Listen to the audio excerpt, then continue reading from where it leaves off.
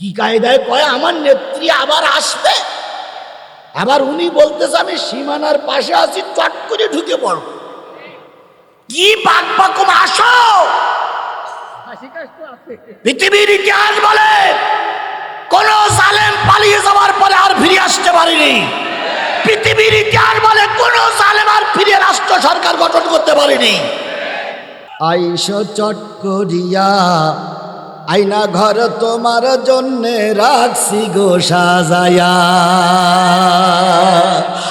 আইসো চট করিয়া, আয়না ঘর তোমার জন্যে রাখছি গো সাজায়া। আমরা রিসিপশনে বৈশাসি, রিসিপশনে বৈশাসি, জুতোর মালা লইয়া। আয়না ঘর তোমার জন্যে রাখছি গো সাজায়া। নির্বিচারে মারছ মানুষ ক্ষমতার লাগিয়া। কথা বলেন, কথা বলেন, কথা বলেন। নির্বিচারে মারছ মানুষ ক্ষমতার লাগিয়া। দিন ধর্ম আর মানবতা সব কিছু ছাড়িয়া, বুবু সব কিছু ছাড়িয়া। তোমার পাপের শাস্তি ও বুবু, তোমার পাপের শাস্তি পাইতে হবে, যাইও না ভুলিয়া। আয়না ঘর তোমার জন্যে রাখছি গো সাজায়া।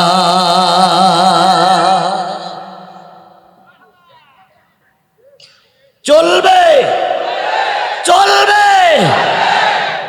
যখন ওরা ছিল তখনও চালাইছি। গাই গরু চলে গেছে, বাছুরদের রেখে গেছে। কথা বলেন ঠিক না বেঠিক? মা চলে গেছে, বাচ্চা নেবার সময় পাইনি। বেশি বাকবাকুম করবো না। মাকে যে রাস্তায় দিয়েছি তোমাকেও সেই রাস্তায় দেওয়া হবে, সেই রাস্তায় দেওয়া হবে, সেই রাস্তায় দেওয়া হবে। ফাজলামি অনেক সহ্য করেছি, আর ফাজলামি সহ্য করা হবে না। কথা বলেন ঠিক না বেঠিক? গর্তের ভিতরে আসো, গর্তের ভিতরেই থাকো। মুখ বের করে বাকুম বাকুম করতে চেয়েও না, কাল্লা আলাদা করে ফেলবে একদম। আমরা পালাই না, আমরা পালানো জাত নই। শেখের বেটি পালাই না। কখনো বলতেন 41, কখনো বলতেন 71, তাই বলতেন না? আপনারা পালাতি তো আপনাদের বলিনি, আপনারা পালাই গেলেন কেন? কোথায় আওয়ামী লীগ, কোথায় কাদের কাকা, কোথায় গেল ওই জালিমের গরম গরম কথা? কোথায় আওয়ামী লীগ, কোথায় কাদের কাকা, কোথায় গেল ওই জালিমের গরম গরম কথা? খেলা হবে, খেলা হবে, খেলা হবে, খেলা হবে, খেলা হবে, খেলা হবে বলে কাকা গেল পালাইয়া। আলহামদুলিল্লাহ, শেখ হাসিনা পালাইছে দেশটা ছাড়িয়া। কি কায়দায় বলতেন 41, 71, বিএনপি জামাতের রাস্তায় দাঁড়াতে দেওয়া হবে। এখন তাকিয়ে দেখো, পেত্নির বাচ্চা পেত্নি, সেই বিএনপি আর জামাত ময়দান দখল করে পড়ে আছে। যে মঞ্চেই যাই সেই মঞ্চে বিএনপি জামাতের ভাই। আর আগে দেখতাম যেখানেই যাই আওয়ামী লীগের নেতা কর্মী ছাড়া উপায় না। এ পরিবর্তন কে করে দিলেন? আল্লাহ বললেন ভয় পেও না, ভয় পেও না, ময়দানে থাকো। একদল চলে গেছে, তাতে কি হয়েছে? আর একদল ওখানে ভিড় করা হবে। আধারে ভয় পেও না, আধারে ভয় পেও না, আলো আছে আড়ালে। জালিমেরা পালিয়ে যাবে, তুমি উঠে দাঁড়ালে। আধারে ভয় পেও না, আধারে ভয় পেও না, আলো আছে আড়ালে, জালিমেরা চলে যাবে তুমি রাস্তায় দাঁড়ালে। হয়েছে না হয়নি? জোরে বলেন হয়েছে না হয়নি? যখন প্রথম দিন 100 লোক মারা গেল, সমন্বয়কেরা যুবকেরা 100 মারা গেল, এই শেখ হাসিনা, এই কি বলে বঙ্গবন্ধুর কন্যা, এই শেখের বেটি মনে করেছিল আগামীকাল আর ময়দানে থাকবে না কেউ। ও আল্লাহ, দেখা গেল আজকের চাইতে ময়দানে কালকের লোক বেশি। এই কথা বলেন, কথা বলেন, কথা বলেন। আবার কালকে গুলি হলো, সেনাবাহিনী প্রধান প্রশাসনের লোক মনে করেছিল কালকে পাওয়া যাবে না। ও আল্লাহ, বিশ্ববিদ্যালয় কলেজের ছেলেরা ছিল, পরের দিন সব হাই স্কুল মাদ্রাসার ছেলেরা রাস্তায় নামলো। সেদিনও গুলি হলো, পরের দিন প্রাইমারির ছাত্ররা রাস্তায় নামলো। তাহলে যত গুলি হয়েছে তত বিজয় কোলের নিকটে এসে গেছে। কথা বলেন ঠিক না বেঠিক? পরের দিন দেখলাম বিশ্ববিদ্যালয়ে পড়ার বিশ্ববিদ্যালয়ের শিক্ষকরা নামলো, সচিবরা নামলো, এরপরে সরকারি কর্মকর্তা কর্মচারী নামলো, যে মার পেটে বাচ্চা ছিল বাচ্চা নিয়ে নামলো। একজন জিজ্ঞেস করছে আপনি একা না দুইজন? কয় আমি একটা আছি আর পেটে একটা আছে, মরি তো দুইটাই মারবো, কিন্তু শেখ হাসিনা তাড়াই তাই আর কাজ। আর একটা বাচ্চা কোলে করে নিয়ে মা এসে হাজির। জিজ্ঞেস করলো মা, সাংবাদিকরা জিজ্ঞেস করলো আপনি এসেছেন, বাচ্চা এসেছে কেন? মা বলতেছে, ও সাংবাদিক, আমি হয়তো মারা যাব, বাচ্চাটারে বুঝাই দিয়ে যাব, শেষ রক্তবিন্দু দিয়েও হলেও স্বৈরাচারের বিরুদ্ধে আন্দোলন করা লাগবে। আবু সাইদ মারা গেল, আবু সাইদের রক্ত পড়ল রংপুরে, গোটা বাংলাদেশ বিস্ফোরিত হলো, গোটা বাংলাদেশের আনাচে কানাচে লোক নামলো। শেষ পর্যন্ত বিরানি ভাতটাও কপালে জুটল না।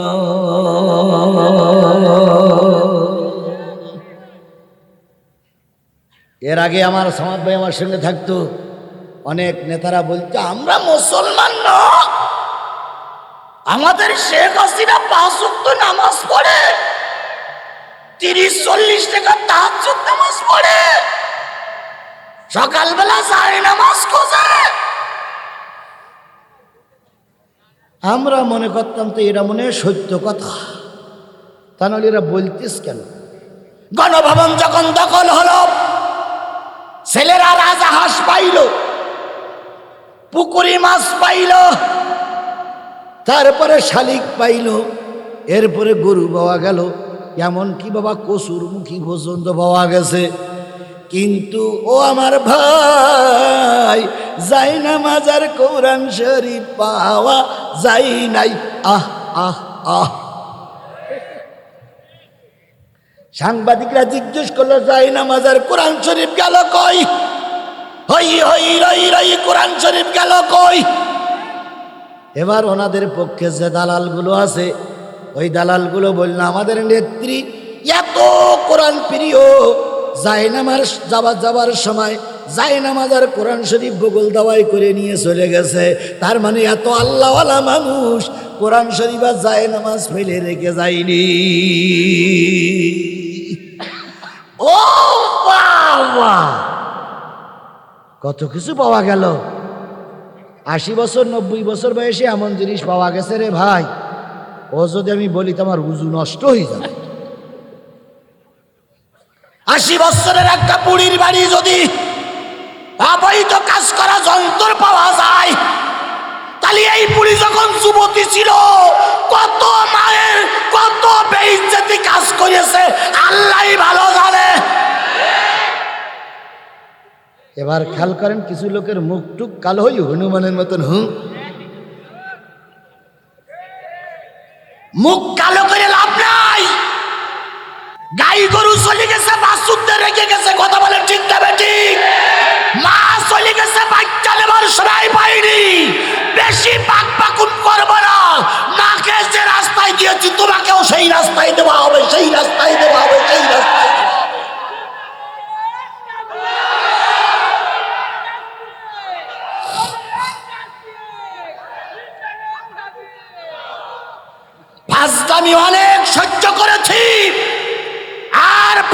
পানি সহ্য করা হবে না।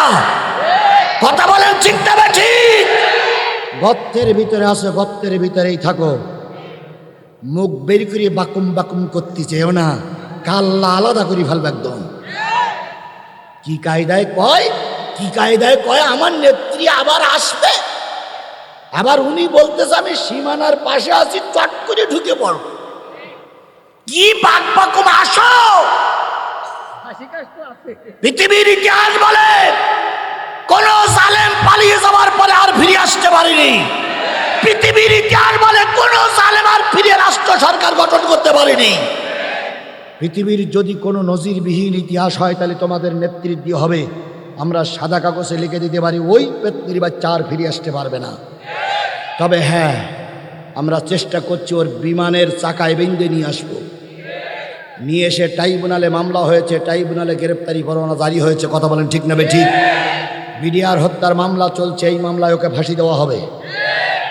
ট্রাইব্যুনালে আল্লামা সাঈদীর মৃত্যুর জন্য শেখ হাসিনাই দায়ী, এর জন্য ফাঁসিতে ঝুলানো হবে। তবে বাংলার মস্তদে আর বসতে দেওয়া হবে না, হবে না, হবে না, হবে না।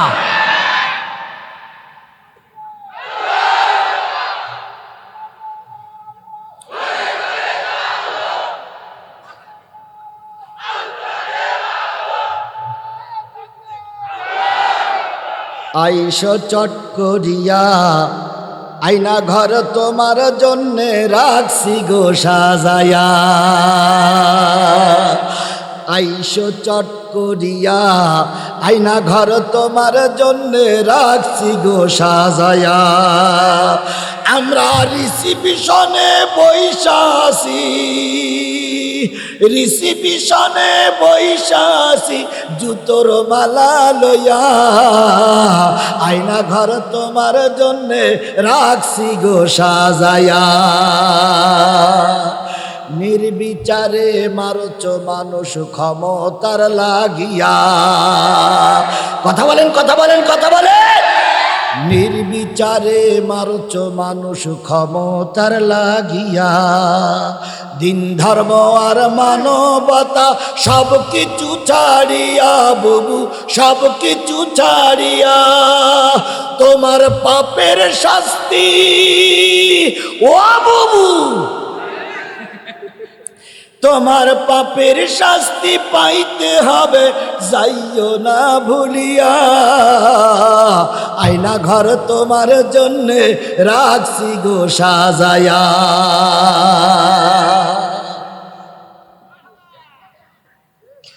চলবে, চলবে।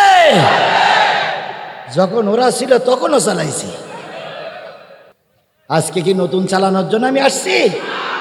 এর আগে আমার গাড়ি চলিনি, এর আগে আমি চালাইনি। যখন সারা দুনিয়ার লোকরা এক পক্ষে ছিল, যখন BJP, police, RAB, Awami League, Jubo League, কুত্তা লীগ, তারপরে পুলিশ লীগ, পাইখানা লীগ, সব যখন ওরা একজোট হয়েছে, তখনও জিহাদির আওয়াজ বন্ধ করতে পারিনি, পারিনি, পারিনি। আর এখন ডাইনে বামে সামনে পিছনে উপরে নিচে সব আমার লোক। কথা বলেন, কথা বলেন, কথা বলেন। এখন চালাবো না, প্রশ্নই ওঠে না। আল্লাহ আমাদের কবুল করুক। সেদিন আল্লাহ রাব্বুল আলামিন বললেন, তোমাদের দল থেকে যদি কেউ বেরিয়ে যায়, কেউ যদি ফাঁসির কাছে ঝোলে, শীর্ষস্থানীয় নেতারা যদি মারা যায়, মন খারাপ করো না, আমি অতি তাড়াতাড়ি বিজয়ের জন্য একদল মানুষকে ময়দানে নামায়ে দেব। তাদের গুণ হবে কি?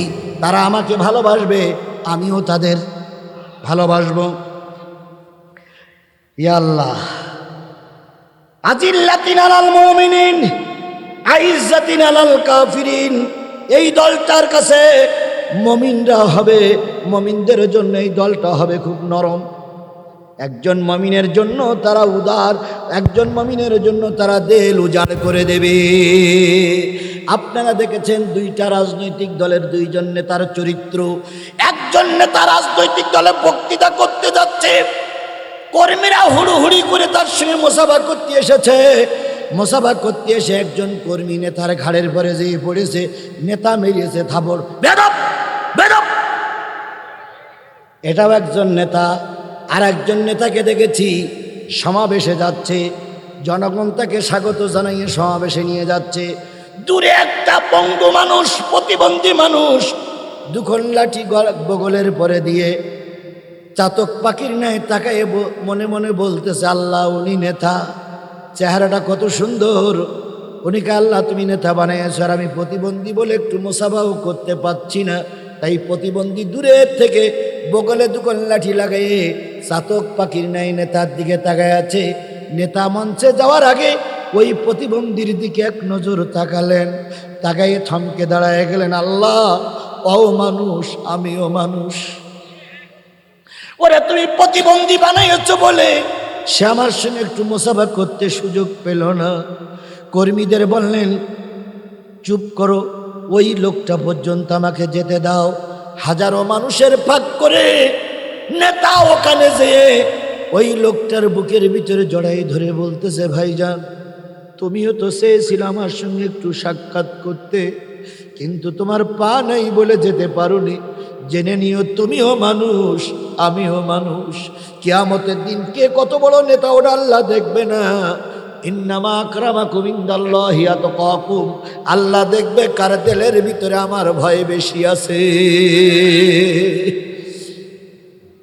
নেতা ওই প্রতিবন্ধী মানুষটার বুকের ভিতরে জড়িয়ে ধরে দুই গালে দুটো চুমা দিয়ে বললেন, ভাই রে, আমি তোমার আগের থেকে 500 টাকার দরকার ছিল, পাইনি, তুমি আমাকে আল্লাহর রাস্তায় মাফ করে দিও। ও আমার জাতি, যেই লোকটি মঞ্চের থেকে নেমে প্রতিবন্ধীর গালে দুটো চুমা দিলেন, ওই দল আর ওই নেতারা যদি আগামীতে নির্বাচনে আমাদের দলে সরকার গঠন করতে পারে, আমি কোরআন শপথ করে বলতে পারি কোনো মানুষ না খেয়ে বিছানায় ঘুমাতে যাবে না। আমি আল্লাহর কোরআনের নামে শপথ করে বলতে পারি মিথ্যা মামলায় আর কেউ জেলে যাবে না। আমি আল্লাহর নামে শপথ করে বলতে পারি কারোর ব্যবসা প্রতিষ্ঠান লুট হবে না। আমি আল্লাহর নামে শপথ করে বলতে পারি কারোর দোকানের মাল চুরি হবে না।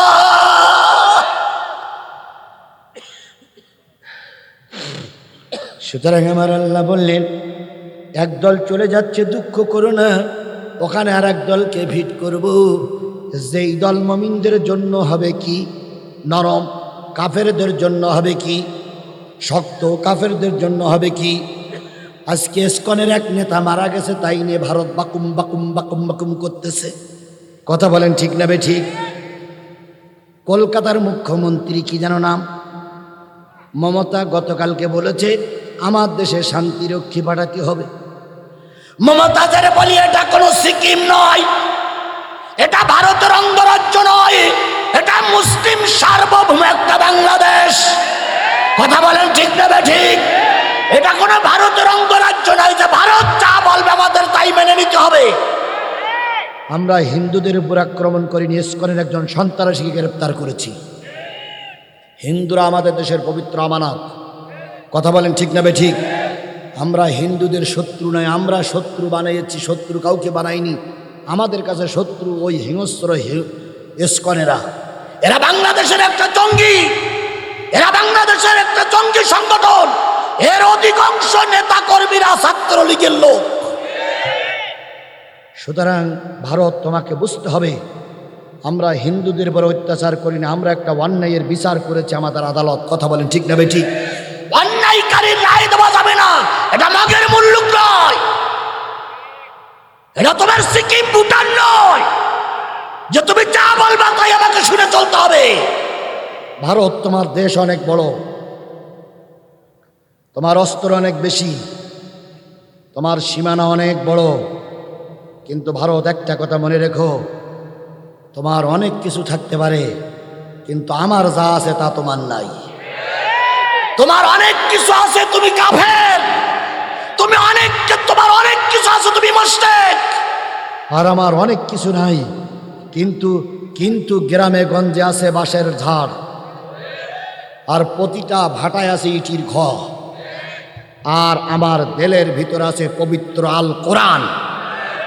আমি কোরআনের ভালোবাসা দিয়ে বাঁশঝাড়ের থেকে লাঠি তৈরি করে ইটির ঘর থেকে বস্তা ভরে খড় নিয়ে রাস্তায় নামবো। তোমার একজন নেতা মারা গেলে যাবে জাহান্নামে, আর আমার দেশের একজন কর্মী মারা গেলে যাবে আল্লাহর জান্নাতে, আল্লাহর জান্নাতে, আল্লাহর জান্নাতে। সুতরাং ভারতের যা আছে তার চাইতে আমাদের বেশি আছে। কথা বলেন ঠিক না ঠিক? রাসূল সাল্লাল্লাহু আলাইহি সাল্লাম ভবিষ্যৎবাণী যেটা কয়টা বলেছে সে কয়টা কাজে লেগেছে না লাগেনি? আল্লাহর নবী বলেছেন ভারতের সঙ্গে শেষ জামানায় যুদ্ধ হবে মুসলমানদের, সেই যুদ্ধে অনেক রক্তক্ষরণ হবে, সর্বশেষে মুসলমানরা বিজয় অর্জন করবে। আর আল্লাহ রসুল বলেছেন ওই ভারত একদিন ভেঙে খান খান হবে।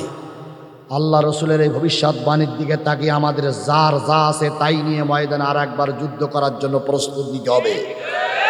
আমরা প্রয়োজনে না খেয়ে থাকবো, প্রয়োজনে একটা কাপড়ে মাসের পর মাস চালাবো।